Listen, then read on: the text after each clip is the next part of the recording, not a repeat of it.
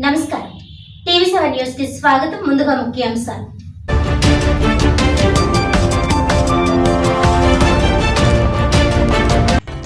అల్కిమో సంస్థ సహకారంతో జగ్గంపేట ఎంపీడీఓ కార్యాలయంలో దివ్యాంగుల ఉపకరణాల గుర్తింపు శిబిరం. రాష్ట్రంలోని అన్ని రకాల దివ్యాంగులకు చేయూతనివ్వాలనే సంకల్పంతో కూటమి ప్రభుత్వం అధికారంలోకి వచ్చిన వెంటనే 3,000 రూపాయలున్న పెన్షన్ 6,000 రూపాయలు చేసిందన్న జగ్గంపేట ఎమ్మెల్యే జ్యోతుల నెహ్రూ.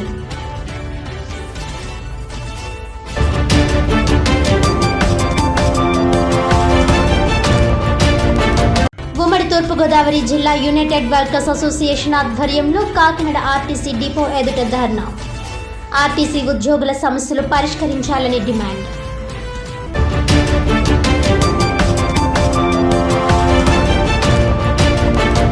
కాకినాడలో Dhatri mothers milk bank, Sushaina health foundation, Kakinada జీజీహెచ్ల సంయుక్త ఆధ్వర్యంలో ప్రపంచ తల్లిపాల ప్రచార వారోత్సవాలు.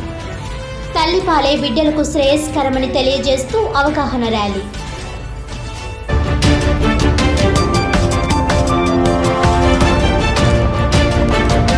ఇక డీటెయిల్స్ చూస్తే, ఆర్టీసీ ఉద్యోగుల సమస్యలు పరిష్కరించాలని కోరుతూ ఉమ్మడి తూర్పుగోదావరి జిల్లా యునైటెడ్ వర్కర్స్ అసోసియేషన్ ఆధ్వర్యంలో కాకినాడ ఆర్టీసీ డిపో ఎదుట ధర్నా నిర్వహించారు.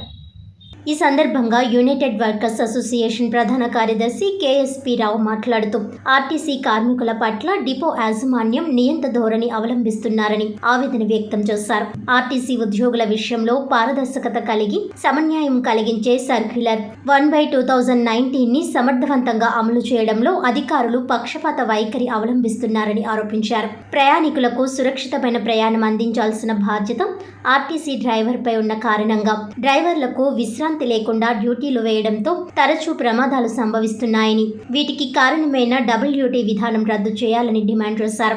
రోజుకి 24 గంటలు తరబడి విధులు నిర్వర్తించే ఆర్టీసీ ఉద్యోగులు అనేక రకాలైన ఆరోగ్య సమస్యలు వెంటాడుతున్న నేపథ్యంలో వైద్య పరీక్షల నిమిత్తం 1,000 రూపాయలు ఖర్చు అవుతుందని తెలిపారు. అయితే ప్రభుత్వ ఉద్యోగులకు అందించే ఈహెచ్ఎస్ విధానం నుండి తప్పించి గతంలో ఉండే అన్లిమిటెడ్ రిఫరల్ వైద్యాన్ని తిరిగి అమలు చేయాలని డిమాండ్ చేశారు.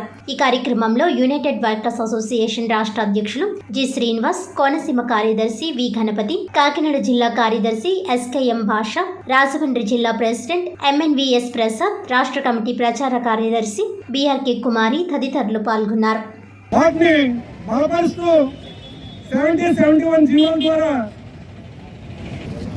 నా పేరు KSP Rao, APSRTC united workers association general సెక్రటరీని. ముఖ్యంగా ఈరోజు చెలో డిపిటిఓ కాకినాడ కార్యక్రమానికి ప్రధానమైన డిమాండ్లు 3. ఒకటి, ఆర్టీసీ కార్మికులకు పూర్వము రెఫరల్ వైద్యం అనేది ఉండేది. మాకు దాంట్లో అన్లిమిటెడ్, ఇంత ఖర్చు అనేది ఒక లిమిటేషన్ లేదు. ఈ గవర్నమెంట్, జగన్ గారి గవర్నమెంట్ వచ్చిన తర్వాత, మమ్మల్ని గవర్నమెంట్ విలీనం చేసిన తర్వాత గవర్నమెంట్ ఉద్యోగులతో పాటుగా మాకు ఈహెచ్ఎస్ అనే పథకాన్ని, ఎంప్లాయీ మెడికల్ స్కీమ్ని అమలు చేస్తూ ఉన్నారు. కానీ ఆర్టీసీలో కార్మికులు 24/7 పనిచేస్తూ ఉంటారు కనుక వీళ్ళకున్న పని పరిస్థితుల రీత్యా ఈహెచ్ఎస్ ఏదైతే ఉందో మాకు సరిపోవడం లేదు. ఎందుకంటే ఖచ్చితంగా ఇందులో మేజర్గా మేము జ్వరాలకు గురవుతుంటాము. అలాంటి జ్వరాలు ఏది కూడా ఈహెచ్ఎస్లో కవరేజ్ లేదు కనుక మాకు ఈహెచ్ఎస్ వద్దు. ప్రధానంగా ఒక హార్ట్ కంప్లైంట్ మీద వెళ్తుంటే ఖచ్చితంగా టెస్టుల పేరుతోటి సుమారు 50,000 నుంచి 80,000 రూపాయలు, 1,00,000 రూపాయల వరకు కూడా మేము ఖర్చు పెట్టుకుంటే సర్జరీకి వాళ్ళు ఈహెచ్ఎస్ అలౌ చేస్తూ ఉన్నారు. కనుక ఈ క్రమంలో చాలామంది మేము ప్రాణాలు కోల్పోతున్నాము.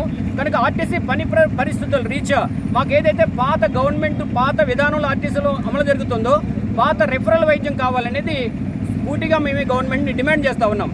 ఇంకా రెండవది, ఆర్టీసీలో ఉన్న 128 డిపోల్లో ఒక్కొక్క డిపోలో ఒక్కొక్క రకంగా పనిష్మెంట్ విధానం అమలు జరుగుతూ ఉంటే గత ఎండీ గారు సురేంద్రబాబు గారు, మాలకొండయ్య గారు చాలా ముఖ్యంగా అదంతా స్టడీ చేసి కార్మికులకి ఇబ్బంది ఉండకూడదు కనుక అన్ని డిపోల్లోని ఒకే రకమైన పనిష్మెంట్ విధానం ఉండాలని చెప్పి 1/2019 సర్కార్ తీసుకురావడం జరిగింది. గత గవర్నమెంట్లో 1 సంవత్సరం 2 సంవత్సరాల పాటు అమలు జరిగిన తర్వాత దాన్ని విలీనం పేరు చెప్పి దాన్ని పక్కన పెట్టారు. ఈవేళ అన్ని డిపోల్లోని కార్మికులంతా కూడా చాలా ఇబ్బందులు గురవుతున్నాము. పనిష్మెంట్ల విధానంలో ఒక పారదర్శకత లేదు.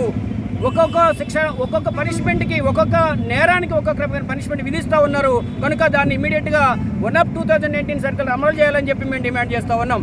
ఇంకా ప్రధానంగా 3వ డిమాండ్ ఏదైతే ఉన్నదో, ఇవాళ ఆర్టీసీలో రిక్రూట్మెంట్ లేకపోవడం వల్ల సిబ్బంది కొరత చాలా ఎక్కువ ఉన్నది, డ్రైవర్ల కొరత ఎక్కువ ఉన్నది, మెకానికల్ కొరత ఉన్నది, కండక్టర్ల కొరత ఎక్కువ ఉన్నది. కనుక ఈ కొరత వల్ల డబల్ డ్యూటీలు పంపిస్తూ ఉన్నారు. డబల్ డ్యూటీల్లో విశ్రాంతి సరిపోక డ్రైవర్లు ప్రమాదాలకు గురవుతుంటే చాలామంది ప్రయాణికులు ప్రజలు కూడా చనిపోతున్నారు, సిబ్బంది కూడా చనిపోతున్నారు. రీసెంట్గా మాకు రాజోల డిపోలో ఉడుమిడి దగ్గర జరిగిన ప్రమాదంలో 4 ప్రమాదంలో ప్రయాణికులు రోడ్డు మీద ఉన్నటువంటి కూలీలు చనిపోతే కండక్టర్ కూడా ఆన్ డ్యూటీ కండక్టర్ కూడా చనిపోవడం జరిగింది. కనుక ఈ గవర్నమెంట్ ఏదైతే ఉందో ప్రజలకు బాధ్యత వహించాలి. కనుక ఈ ప్రజలకు నిరుద్యోగం నుంచి బయటపడేయడానికి, ఆర్టీసీల ప్రమాదాలు తగ్గించడానికి ప్రధానమైనటువంటి డిమాండ్గా మేము రిక్రూట్మెంట్ చేయాలని కోరుతున్నాం. మీడియా సమ్ముఖంగా మేము చెప్పేది ఏంటంటే గవర్నమెంట్ వారికి, ఆర్టీసీ యాజమాన్యం వారికి మీరు ప్రయత్నం చేస్తే మన రాష్ట్ర ముఖ్యమంత్రి గారికి విషయం చేరితే మాకు న్యాయం జరుగుతుందని ఆశతోటి మేము ఈ కార్యక్రమం చేస్తున్నాము. Thank you.